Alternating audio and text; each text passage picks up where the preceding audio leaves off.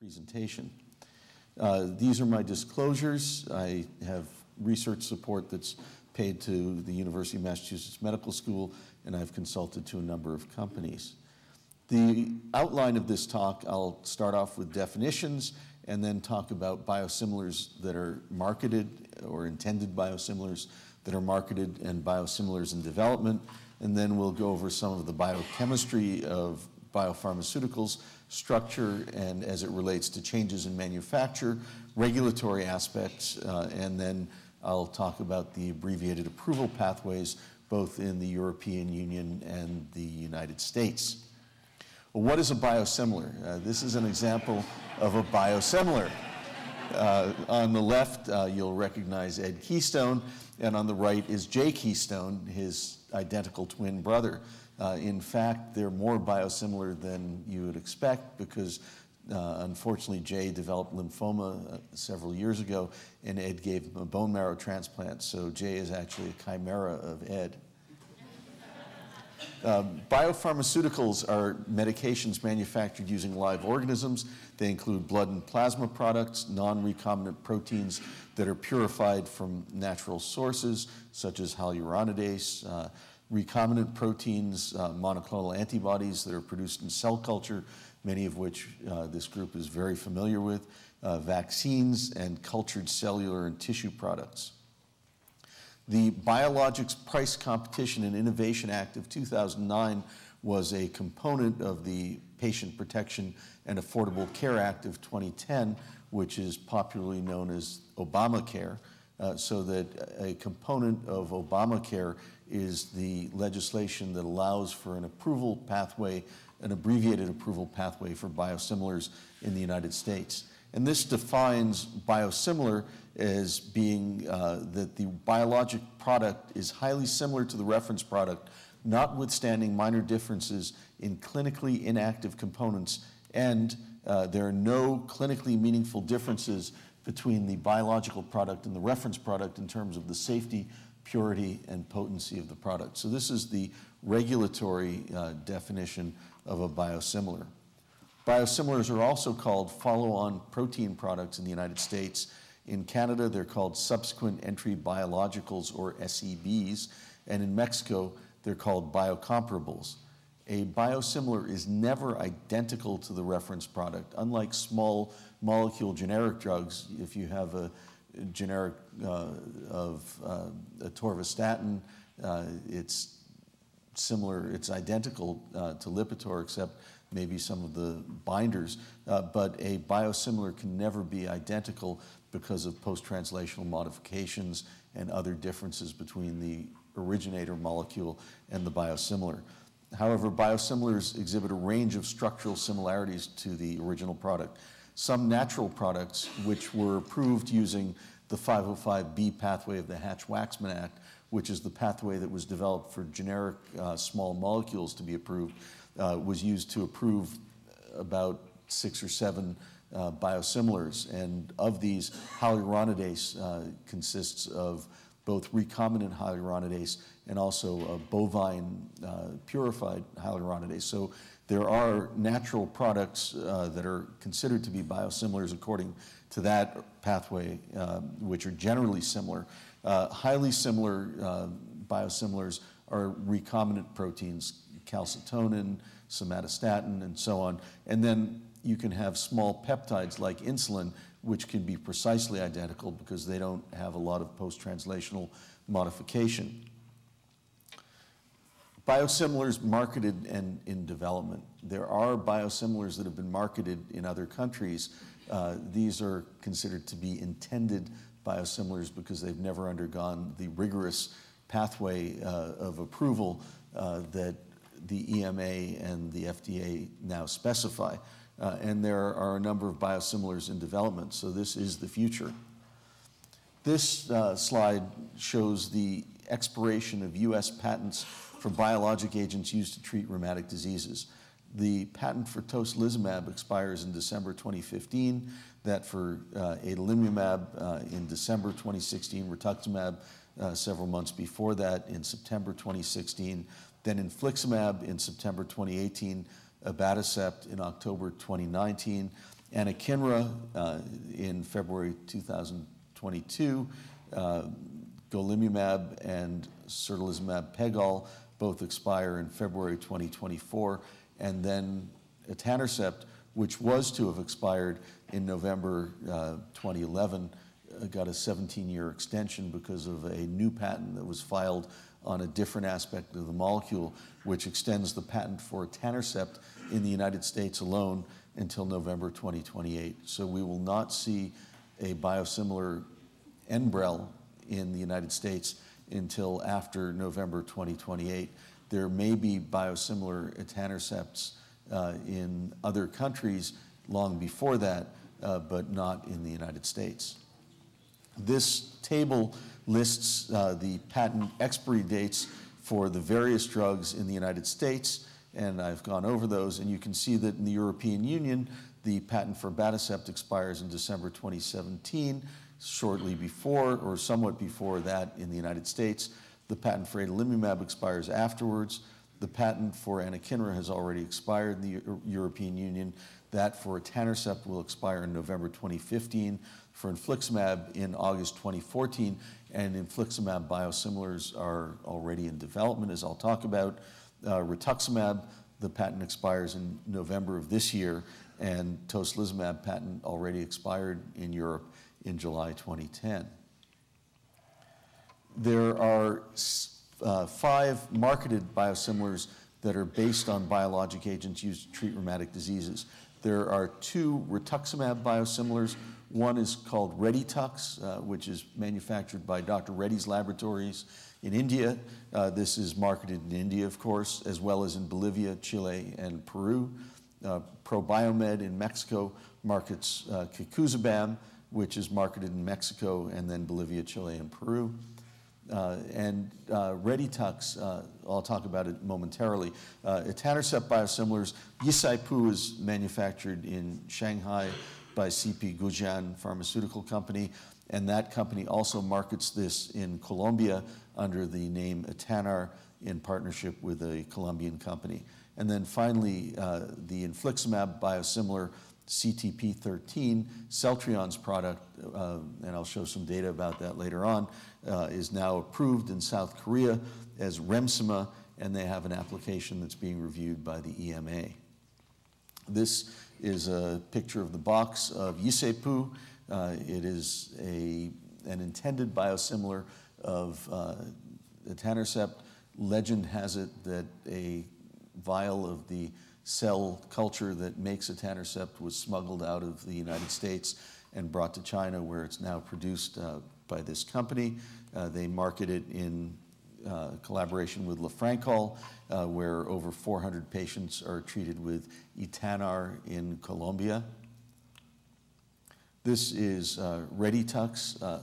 Reditux has been marketed since 2007 in India, both for treatment of non-Hodgkin's lymphoma and also rheumatoid arthritis. And Reditux came in at a price about 25% that of Mabthera. And when that happened, Roche lowered the price of Mabthera to be equivalent to that of Reditux, at which point the majority of prescriptions for rituximab in India switched back to the originator Biopharmaceutical. So that lesson learned suggests that price certainly does make a difference in terms of preference for which drug one uses. Kikuzabam, in 2011, there were 23 biocomparables registered and marketed in Mexico, and in October of 2011, the Mexican guidelines for biocomparables were published, and the biocomparable guidelines were announced and implemented on April 20th, 2012 by the Federal Commission for the Protection Against Sanitary Risks, which is the Mexican Drug Regulatory Agency. And just before these biocomparable guidelines took effect in Mexico, ProBiomed, a Mexican company, won a contract valued at $14.4 million United States dollars to provide Kikuzabam to the Mexican State Employees Social Security and Social Service Institute. So they got in just under the wire and got a huge contract to provide this to the government employees.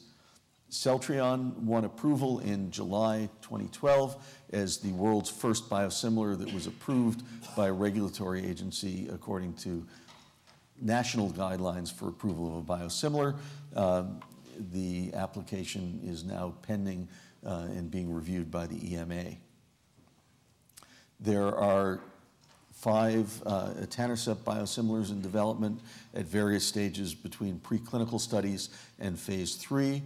There's one adalimumab biosimilar in development, at least in the public domain, where information is not proprietary. And there's one other infliximab biosimilar that is also under development by Abbreviated, South Korea. What I can tell you is that there are other biosimilars of TNF inhibitors that are in development, but where the information has not necessarily been made public. Protalix Biotherapeutics is an Israeli company that has a proprietary recombinant protein expression system that uses genetic engineering and carrot and tobacco cell culture to produce biologically equivalent complex proteins. It's lower cost to manufacture monoclonal antibodies in plants than in animal cells. They use a closed bioreactor system using sterilized large flexible plastic containers, and this produces proteins with an amino acid structure that's practically equivalent to that of the human protein. The glycan structure is very similar, although not identical, and biologic activity is maintained. They have a compound PRX-106, which is a biosimilar etanercept in preclinical development, and according to their website, this administered intraperitoneally significantly improved clinical parameters in collagen-induced arthritis in a mouse model. I was not able to find the abstract that described this study, and it's not been presented at any of the rheumatology meetings, but on their website they indicate that this has biologic activity. There are 7 Rituximab biosimilars that have been in development. The Teva pharmaceutical biosimilar TL011 was in clinical trials in phase 3 in Europe and Eastern Europe, but this trial was prematurely ended. Sandoz has a phase 1/2 study of their compound in South America, Europe, India, and Turkey. Boehringer Ingelheim has a phase 1 program worldwide. Celltrion is developing now a Rituximab biosimilar where there are phase 1 trials in South Korea. They have this infliximab that's already gained approval in South Korea. Pfizer has clinical trials that are ongoing in the United States as well as in Australia, Canada, South America, Central America, Russia, South Africa, and the United Kingdom. Our site is involved in one of these clinical trials. Merck has phase 1 trials ongoing, and then iBio, in partnership with GE Healthcare, has preclinical development of another Rituximab biosimilar that is also being produced in plant cells. And they have a proprietary gene expression technology that induces plants to rapidly produce high levels of proteins, which yields high yields of biologically active antibody without contaminating animal cell products, and it's also significantly lower cost than manufacturing these proteins in animal cells. Let's switch over to perhaps a more boring, mundane topic, structure and changes in manufacture. Structure of proteins. There are 4 levels of protein structure. The primary structure is the amino acid sequence. The secondary structure is the hydrogen bond between the different amino acids, leading to the helical structure and of proteins. The tertiary structure is where you have disulfide bonds that cause folding of the protein. Here's one of the subunits of the hemoglobin molecule with heme bound to it, a beta polypeptide. And then finally, the quaternary structure is where you have association of various subunits. Here you have the 4 subunits of the hemoglobin molecule associating to form the hemoglobin that circulates in our red cells. There are properties that affect the bioactivity of proteins, some of which are wanted and others are unwanted. You want correct folding into the tertiary structure with disulfide bonds.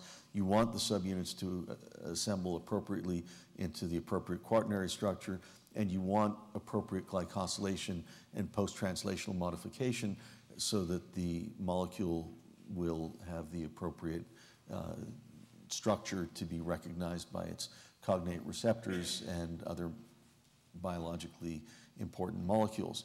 Unwanted aspects are incorrect folding, protein aggregation, post-translational modification of amino acids, such as citrullination, which is well known to rheumatologists, carbamylation, which is another modification that actually is important in generating autoantigens in rheumatoid arthritis, and deamidation, and proteolytic cleavage.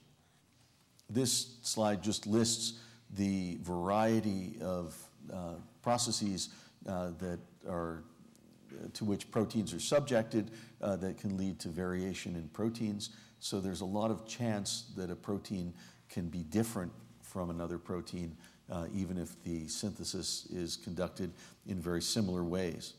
So how similar is a biosimilar? There are a range of structural relationships between the biosimilar and the original product. Most biosimilars are not identical to the original product. Proteins produced by recombinant DNA share the primary amino acid sequence but have different post-translational modifications. Proteins that are purified from natural sources, such as hyaluronidase, may have slightly different amino acid sequences and different post-translational modifications. Second-generation biopharmaceuticals are drugs such as adalimumab, certolizumab, Pegol, golimumab. These are structurally different from the originally licensed biopharmaceutical, but have a similar mechanism of action, and they're intended to improve the performance while preserving their mechanism of action. And they are not considered to be follow-on products. So this is very important. Initially, when I first heard about biosimilars, being a rheumatologist, knowing that patients who respond to adalimumab may not respond to golimumab or may have a better response to infliximab, so that we have TNF inhibitors, but patients respond differently to different TNF inhibitors. So I was worried that with biosimilars being introduced, if you have a patient who's responding to adalimumab, they may not respond to the biosimilar adalimumab because patients respond differently to different TNF inhibitors. But that's not necessarily true, because the rigorous process by which biosimilars are expected to be compared to the innovator biopharmaceutical is such that the analytical studies are going to demonstrate virtual identity. The pharmacokinetic and pharmacodynamic studies are going to show similarity within a very restrictive, narrow range of similarity, and then at least one clinical study is going to demonstrate non-inferiority within very narrow margins. So there's a big difference between a biosimilar and a second-generation biopharmaceutical. There are changes in biopharmaceutical production that can occur, and in fact, the Enbrel that was produced in 2002 may be different from the Enbrel that is produced in 2012 without necessarily any analytic studies being required or being performed. The commercial lots of an innovative biologic agent may vary slightly, with subtle changes in the production process that inevitably occur throughout the lifetime of a biopharmaceutical, resulting in subtle changes. Biopharmaceuticals are produced using different batches of medium. The recipe may be the same, but the batches are different, and they may be manufactured at different sites. It used to be that Enbrel was manufactured in Seattle, and then they opened up a plant in Rhode Island, and there are plants in Europe. Changes in production process over time. There are small modifications in the production process that may result in gradual drift in a biopharmaceutical. When large alterations occur, the regulatory agencies require analytic and clinical studies to be conducted to compare the new product with that manufactured before the change. But slight drifting in the changes in the manufactured product process do not require these analytic studies. This is a very interesting and important paper from a journal that we don't necessarily read, Nature Biotechnology. paper in 2011 that looked at chemical characterization of different lots of rituximab and etanercept produced between 2007 and 2011. And this showed that there were variations in the C-terminal lysine content and glycosylation between the 2007 lot and the 2011 lot.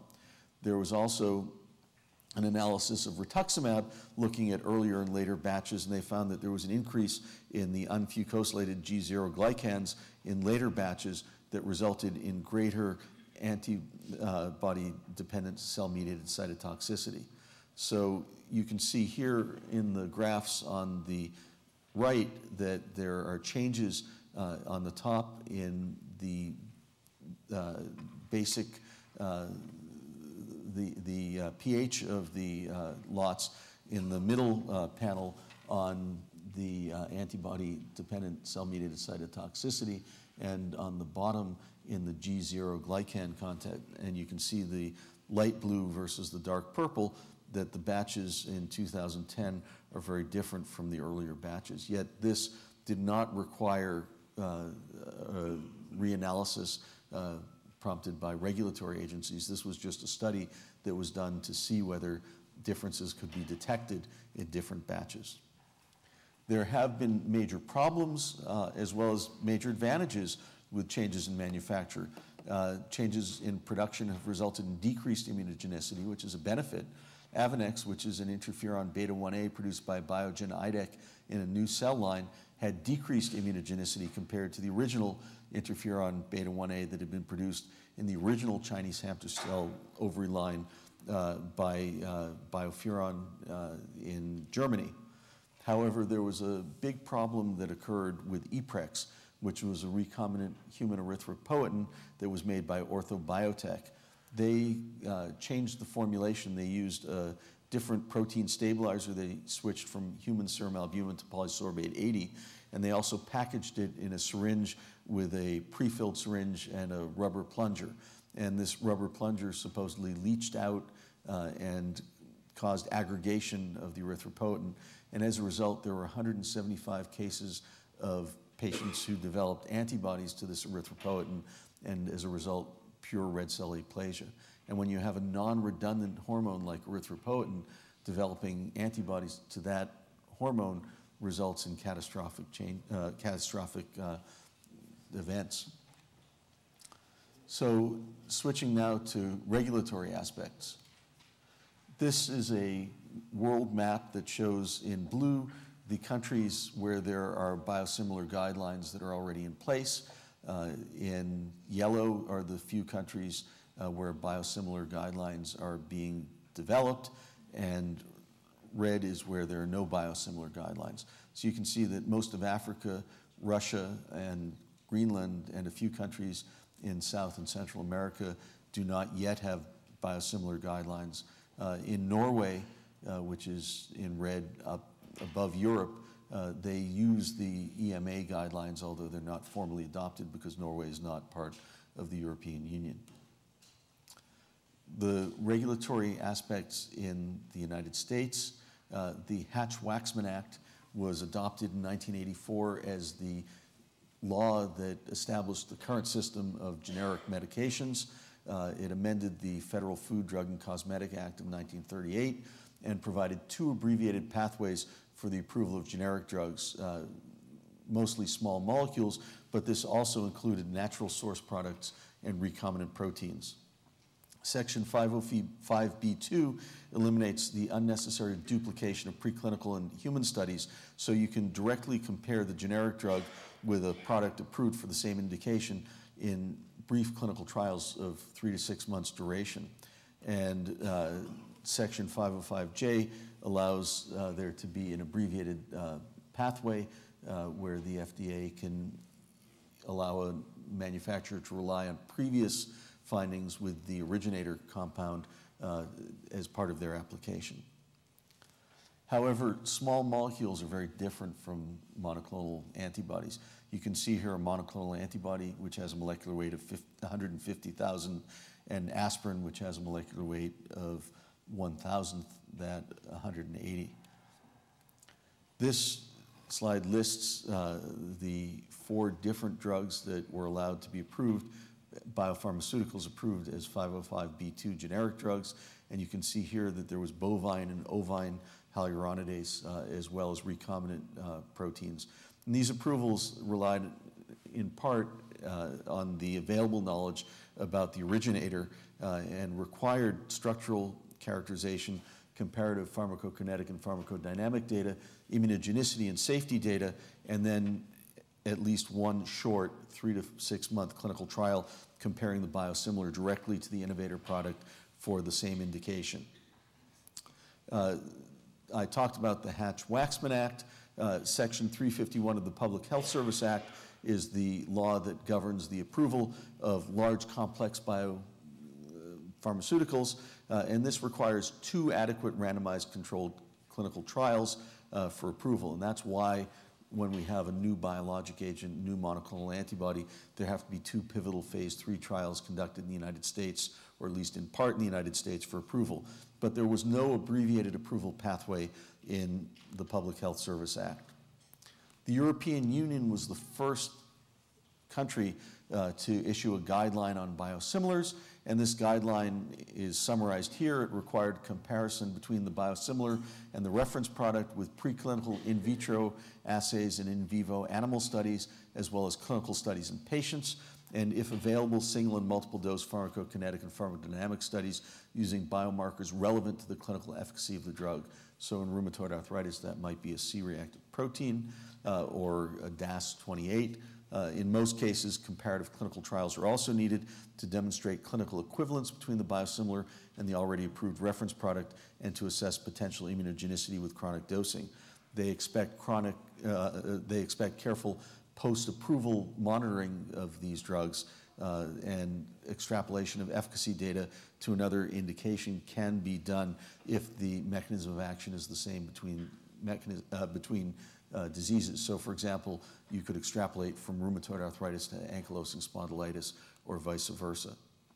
With monoclonal antibodies, they issued guidelines that required in vitro studies to compare functional properties of the monoclonal antibodies, the biosimilar with the innovator, and required additional in vivo animal studies if there were differences in the cell expression system or the formulation, and at least one randomized controlled clinical trial to demonstrate similar efficacy, double-blind parallel group comparative design powered to demonstrate therapeutic equivalence.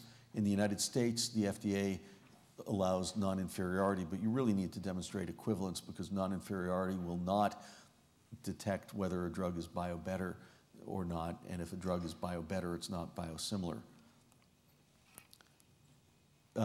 In 2011, the EMA issued revisions and suggested that they wanted to reduce the size and number of animal studies required to evaluate biosimilars, streamline clinical testing, allowing 2 studies to be conducted in the disease setting that is most responsive, and extrapolation of the data to other indications, and a 1-year follow-up immunogenicity data to look at safety. In the United States, Obamacare was passed and signed into law on March 22nd, 2010, and I already talked about the Biologic Price Competition and Innovation Act, which amended the Public Health Service Act to create this abbreviated biological license application for biosimilars. This permits a biosimilar to be evaluated against only a single reference product, and to be considered for this abbreviated biologics license application, the biosimilar and the innovator must have the same presumed mechanism of action, same route of administration, same dosage form, and same potency. And the biosimilar may only be reviewed and approved for indications for which the innovator has already been approved. The FDA requires analytic studies and animal studies and at least 1 clinical trial similar to EMA, which must be conducted in patients with a disease for which the innovator is licensed. The clinical study must demonstrate safety, purity, and potency of the biosimilar, evaluate pharmacokinetics and pharmacodynamics, and include an assessment to establish that the biosimilar is not more immunogenic than the reference product. And then the same post-marketing, the REMS program has to be applied as to the innovator. The FDA has taken a totality of the evidence approach, and what they do is they look at all the different data, and they don't require animal studies, and they also don't require phase 2, since phase 2 is usually the dose ranging study, and the biosimilar has to be administered at the same dose as the originator.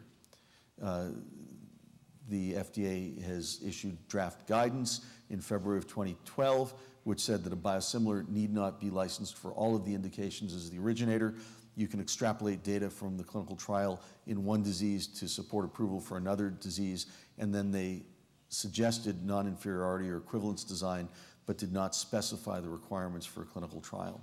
The clinical trial design issues are that since the biosimilar must be almost identical to the originator, an active comparative clinical trial must demonstrate equivalence within a pre-specified margin. It's usually a 15% variance. And if the biosimilar is superior to the original biopharmaceutical, it is not biosimilar. And as a result, a non-inferiority study is not adequate to assess biosimilarity. The biosimilar has to be studied at the same dose, and data can be extrapolated to other indications.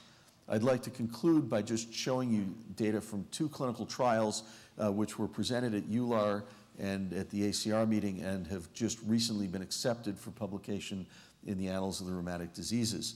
The first is a phase 1 double-blind randomized controlled trial of this biosimilar infliximab, CTP13, the drug that's approved in South Korea, compared to Remicade. And this was a study that was conducted in 250 patients with active ankylosing spondylitis who were randomized 1-to-1 to receive either the biosimilar or Remicade at 5 milligrams per kilogram, similar dosing to Remicade.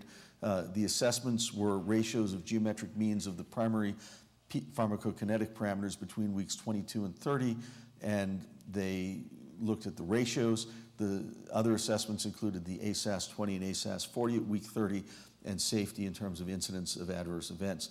The primary endpoint was this ratio of geometric means of pharmacokinetic parameters, and what you can see here is that the area under the curve for tau was a ratio of 1.05, Cmax was a ratio of 1.02. Both of these were essentially identical and clearly within the 15% goalpost range. On the right, you can see that the ASAS-20 and the ASAS-40 were very similar, within 2% of each other for the ASAS-20 and within 4% for the ASAS-40. Again, both within this pre-specified goalpost range, and adverse events were very similar between the 2 agents. Similar numbers of cases of TB. These studies were done in South Korea. Similar infusion reactions, similar infections. The phase 3 trial of this drug was conducted in rheumatoid arthritis. So the phase 1 was in one indication, phase 3 was in another indication. And this rheumatoid arthritis trial was conducted in 606 patients with active rheumatoid arthritis despite previous DMARDs. They were randomized 1-to-1 to receive either 3 milligrams per kilogram of CTP13 or of Remicade, in addition to methotrexate and folic acid. The primary endpoint was the ACR-20 at week 30, and they only measured the clinical outcomes at week 30 and week 14. So they measured these at the plateau phase, but not during the rapid rise phase. But they found that at these points, there was equivalence between the treatments, where the difference was no more than 2%. And you can see here that in an intent to treat analysis at week 30, the ACR-20 for CTP13 was 61%, and that for Remicade was 59%. Secondary endpoints, you can see that the ACR-50 was identical, the ACR-70 was identical, and it follows the typical 60, 30, 10, or 15 pattern of ACR-20, 50, 70. So this is similar to clinical trials of TNF inhibitors and methotrexate inadequate responders. Again, you can see that the incidence of adverse events, infections, infusion reactions, and TB are not different between the 2 groups. Interchangeability, I'll just mention, is a key issue. We're worried about whether a pharmacist can take a patient who is on Remicade and switch to biosimilar infliximab.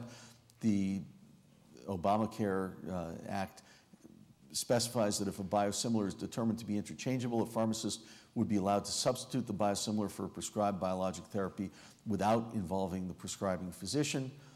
but unlike small molecules, repeated interchange can lead to immunogenicity that could compromise both safety and efficacy of both medications. So it's important that there not be frequent switching between the original drug and the biosimilar. The clinical trial design to show interchangeability would require comparison between patients who were treated with the originator without switching with a group that was switched several times between the originator and the biosimilar. The potential benefit to either group is that they might get a therapeutic response. The potential risk to the group that is the experimental group, the group being switched back and forth, is that they might develop immunogenicity that would prevent them from ever being able to receive that drug again, whereas the control group would not be put at that risk. So this is an unethical clinical trial design, and there's no way that one can demonstrate interchangeability without subjecting patients to an unethical clinical trial design. So my own personal opinion is that this is never going to come to pass, because there's going to be no way that interchangeability could be demonstrated in a clinical trial setting. There's some economic benefits, periods of exclusivity during which follow-on products may not be approved for the manufacturer of the innovator product, and there's a 6-month extension if pediatric studies are conducted. The incentive for the manufacturer of an interchangeable biosimilar is 1 year of exclusive marketing rights as a biosimilar. So all you get for showing interchangeability is 1 year of exclusive rights, so it's not clear that this is going to happen. So I'd like to conclude with concerns for the rheumatologist. Will a biosimilar be as effective as the originally licensed biopharmaceutical? If the pathways that are prescribed by the FDA and the EMA are followed, I have no question that a biosimilar, if approved, will be as effective as the originally licensed biopharmaceutical. Will it be as safe as the originally licensed biopharmaceutical? Well, chances are that it's going to be so similar that it will be no different from the originally licensed biopharmaceutical in terms of analytic studies, and there will be post-marketing surveillance conducted.